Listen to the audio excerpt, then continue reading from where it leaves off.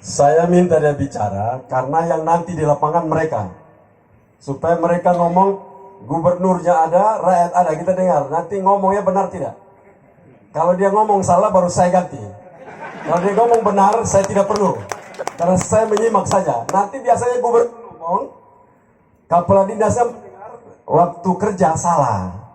Bring kita jelas, dengar baik-baik. Benarkah ini kadisnya omong benar, kerjanya benar, hasilnya benar, maka gubernurnya dapat nama. Jadi itu tugasnya. Mari sudah, Pak Kadis Pertanian, silakan bicara.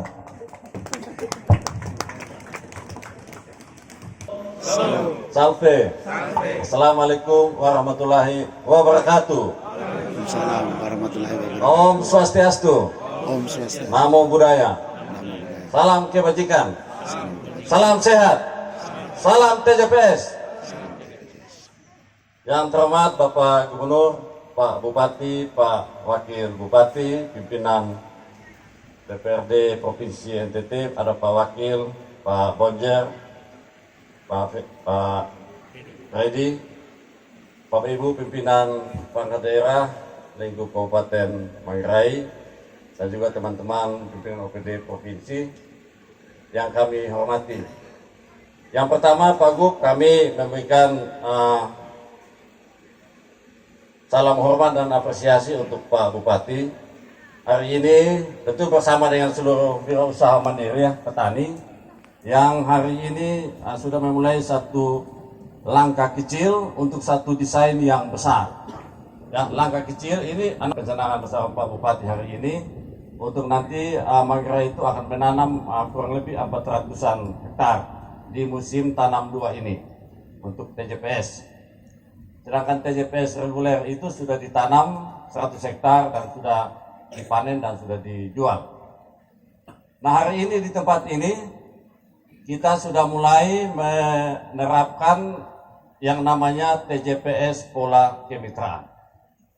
Nah, untuk kita semua ketahui bahwa TJPS pola kemitraan itu adalah satu instrumen yang sifatnya ekosistem yang dibangun untuk menyelesaikan 2 hal.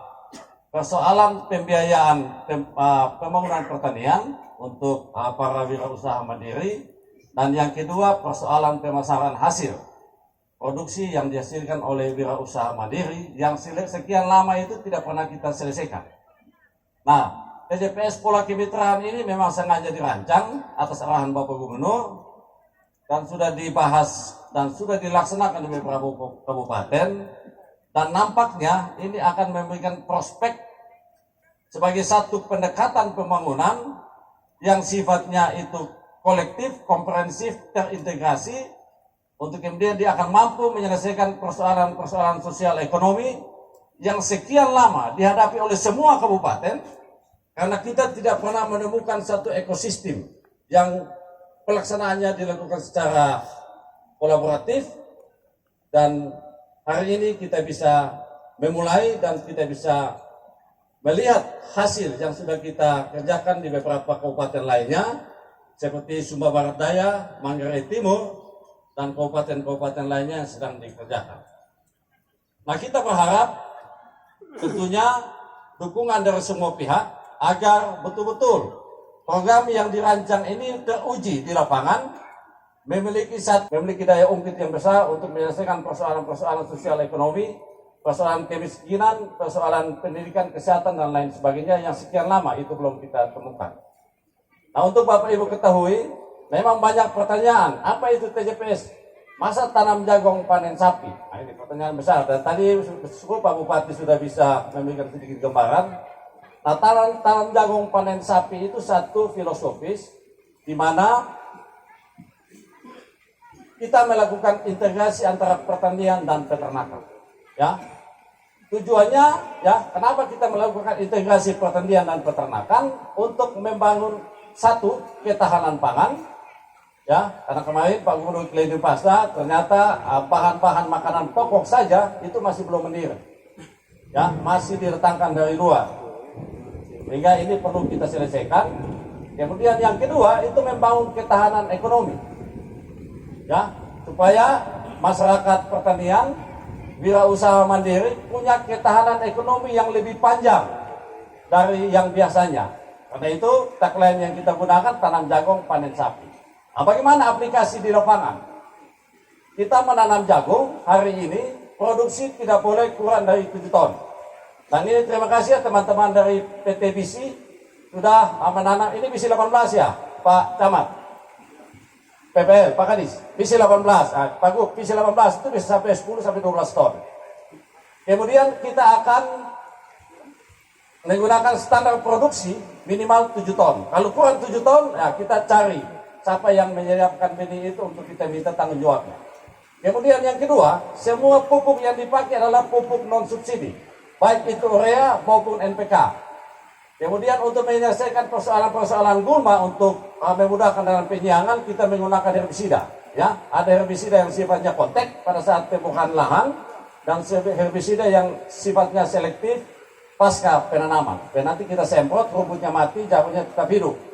Dan kemudian ada pestisida untuk mengendalikan ulat gerayak. Nah, itu sudah kita siapkan untuk nanti Bapak Ibu petani bisa gunakan. Sekaligus kita mempersiapkan biaya tenaga kerja yang sudah kita perhitungkan itu setara dengan kebutuhan beras 1 bulan 100 kg di rumah tangga yang bersangkutan selama 3 bulan masa produksi, dengan tujuan agar semua wirausaha mandiri ya, atau petani yang bekerja di sini tidak perlu keluar dari kampung untuk mencari atau memenuhi kebutuhan pangannya. Oleh karena dalam skenario ini kita sudah siapkan sehingga beliau tetap bertahan di dalam kampung untuk bisa merawat tanaman jagungnya dan nanti itu akan dipanen pada 100 hari ke depan. Nah, itu dari aspek pembiayaan sudah selesai masalahnya. Oleh karena itu sudah datang dari pembiayaan dana KUR atau kredit merdeka seperti yang tadi ditunjukkan oleh teman-teman dari Bank NTT, dan itu semua ya petani masyarakat berhak untuk bisa mendapatkan akses pembiayaan itu. Untuk apa? Untuk bisa bekerja dalam skala yang lebih luas.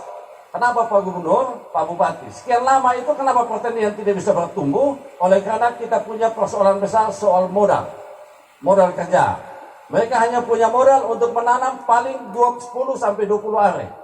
Nah, kalau 10-20 are itu produksinya tidak akan mencapai 1 ton. Tapi itu kalau dijual pendapatannya itu akan di bawah 2 juta. Dan kalau dalam rumah itu ada 4 orang, bagi 500.000 satu orang, dibagi 3 bulan usia produksi, maka semua pendapatan anggota keluarga itu ada di bawah garis kemiskinan. Maka kita sampai kapanpun kalau tidak merubah pola atau pendekatan pembangunan, apapun yang dikerjakan oleh Pak Bupati, Pak Gubernur, itu tidak akan mampu menyelesaikan persoalan kemiskinan. Nah, karena itu faktor biaya yang menjadi penyebab terjebak dalam kemiskinan struktural sekian lama tahun, kita pecahkan dengan pendekatan pembiayaan sektor pertanian dan pendekatan KUR. Di situ kita biaya untuk semua peserta itu minimal setengah, maksimal bisa 1, 2, 5, 10, bahkan 20. Petani kalau kuat bisa sampai 20. Ya, atau 30 terserah. Karena pembiayaan itu sifatnya terbatas atau unlimited. 30 hektar, nah, maaf, 30 hektar boleh, 50 boleh, kalau mau kawin tambah lagi 1 ya 100 hektar. Jadi itu belis semua segala macam bisa langsung lunas. Misalnya begitu, kalau mau Pak Bupati. Ya. Kemudian persoalan yang kedua, itu persoalan pemasaran. Ini yang menjadi momok bagi pemerintah ketika dia melakukan intervensi pembangunan pertanian. Suruh tanam komoditas jagung, suruh tanam kedelai, suruh tanam kacang, suruh tanam porang. Setelah panen, bingung kita mau jual kemana. Akhirnya semua petani bawa ke kantor bupati untuk Pak Bupati. Bapak suruh kami tanam, Bapak beli sudah.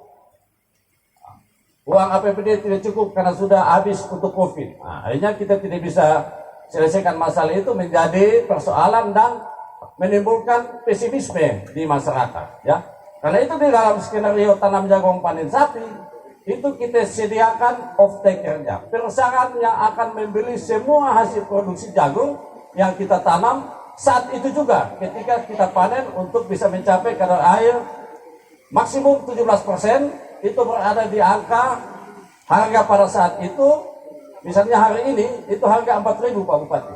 Ya, tetapi kita juga menentukan batas bawahnya. Batas bawahnya itu kita sepakati 3.200 per kilogram.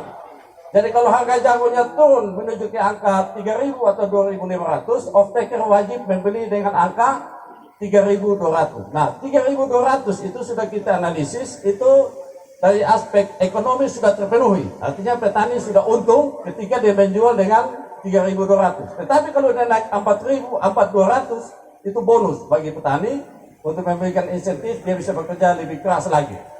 Nah, pola inilah yang kemudian kita sebut sebagai ekosistem pembiayaan TJPS pola kemitraan, dan semua masyarakat bisa ikut di dalamnya untuk memanfaatkan semua lahan tidur, lahan yang tidak dikelola selama ini untuk bisa menjadi lahan-lahan produktif, dan itu kita akan dorong untuk bisa meningkatkan kapasitas ekonomi, dan itu otomatis akan berdampak pada ekonomi daerah yang bersangkutan, meningkatkan pendapatan, dia akan menciptakan multiplier effect, dan otomatis masyarakat lain yang tidak menanam jagung akan mendapatkan jasa dari berbagai aktivitas yang dikerjakan sehubungan dengan aktivitas produksi yang dikerjakan di kebun jagung.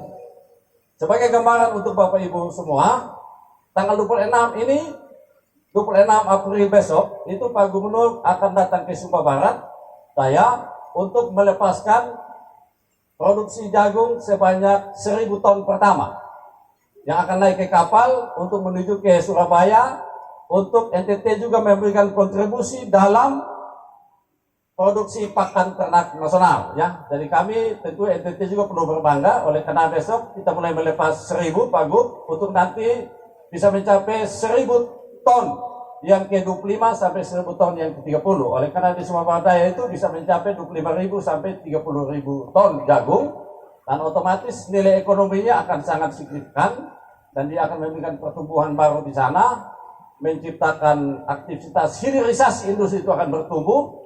Oleh karena untuk mengumpulkan 1.000 ton saja Pak, itu trek yang dibutuhkan juga cukup besar, tenaga kerja yang dibutuhkan juga cukup banyak, mobilitas angkutan itu akan berjalan, ya, semua solar, semua supir, ya, semua ojek, semua tukang kereta, masyarakat semua akan bergerak di situ. Itulah yang kita sebut sebagai pergerakan sektor real yang menciptakan multiplier, sehingga otomatis dari jagung, dorongan jagung saja itu bisa memberikan pertumbuhan dan pergerakan ekonomi yang signifikan di pedesaan.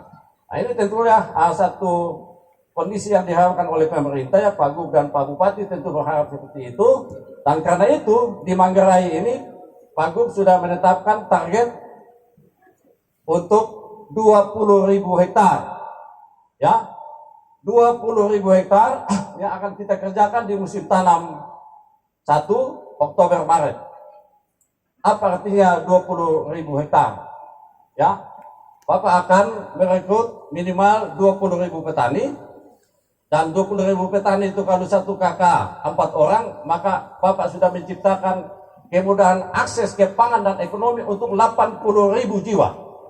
Mereka memiliki kemudahan akses untuk datang ke pangan dan datang ke ekonomi, dan otomatis di dalam 80.000 itu akan terbawa kelompok-kelompok masyarakat miskin yang marginal dan pendapatan rendah untuk kemudian kita angkat bersama-sama.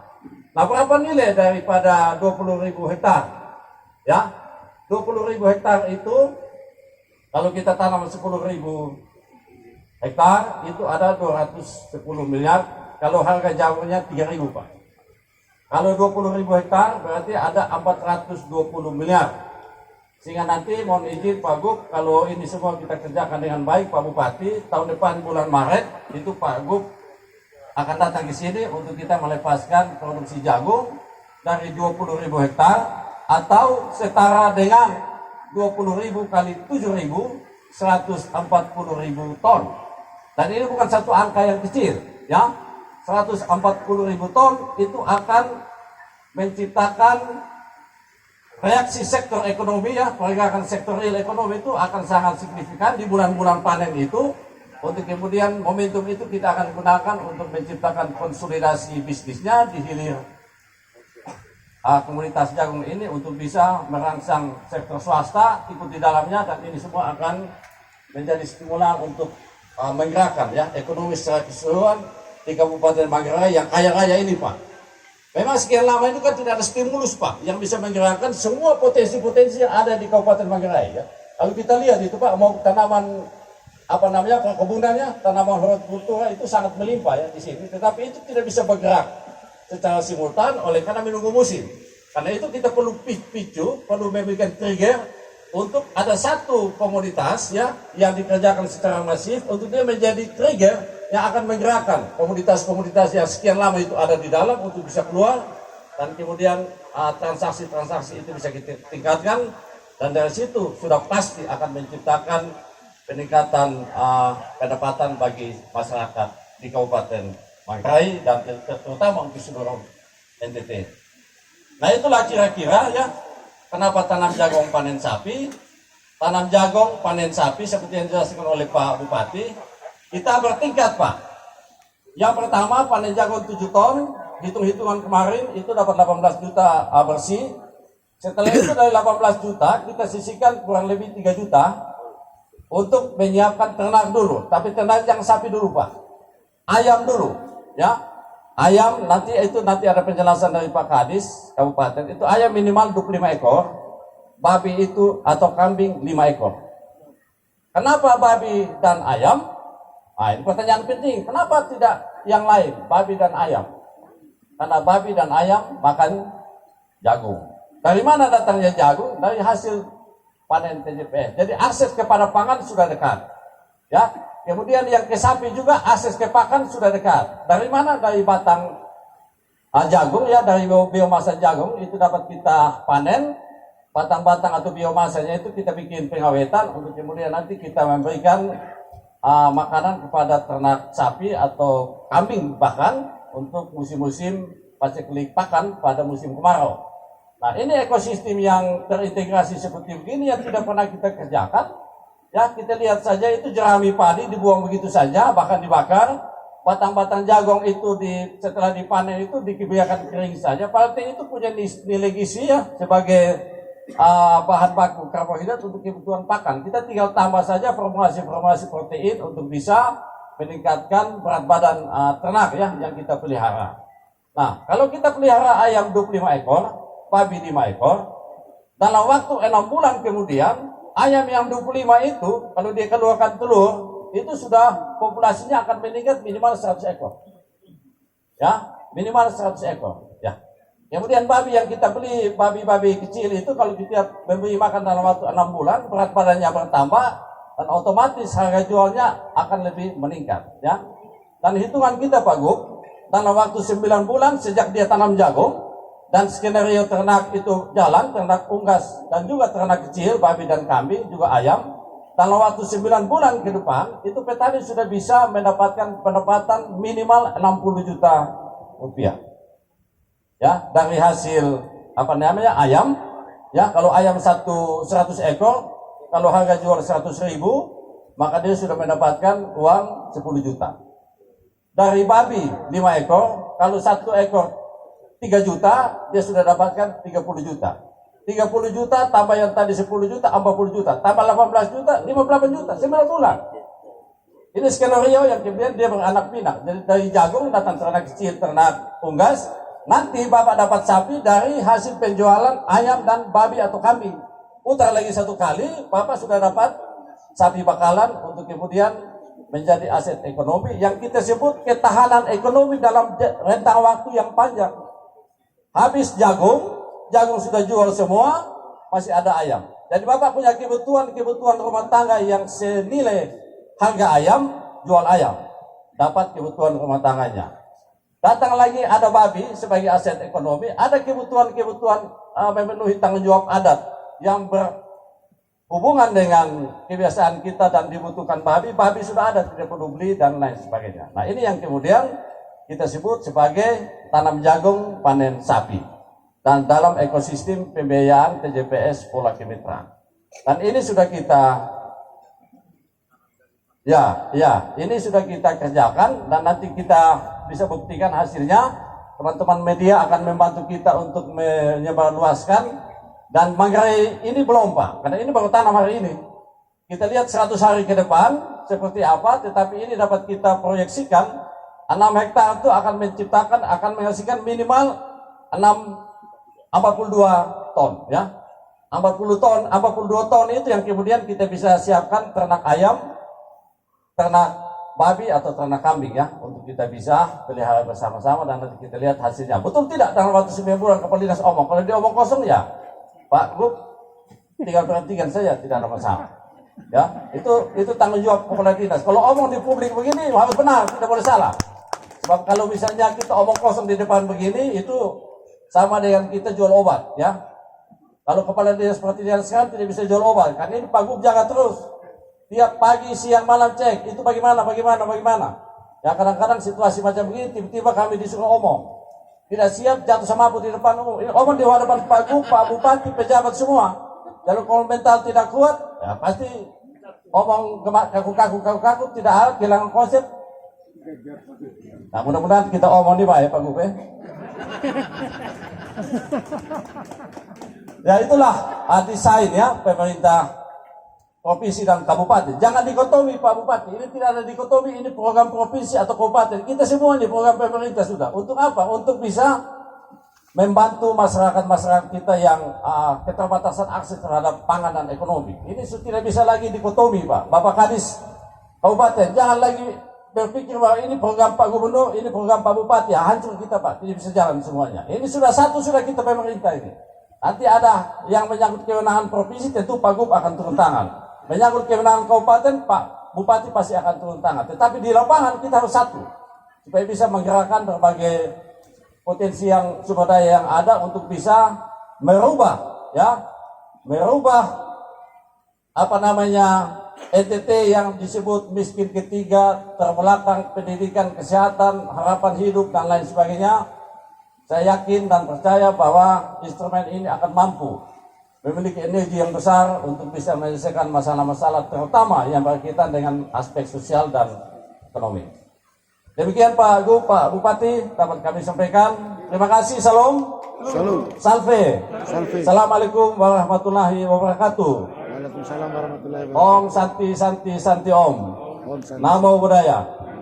Salam kebajikan. Terima kasih. Selamat siang. Baik, itu gubernur tadi sudah itu, jelaskan. Ya kita tahu kalau dia ngomong salah kita. Saya tambah sedikit begini, kenapa jagung? Jagung yang kita tanam ini bukan untuk makan. Ini untuk pakan ternak.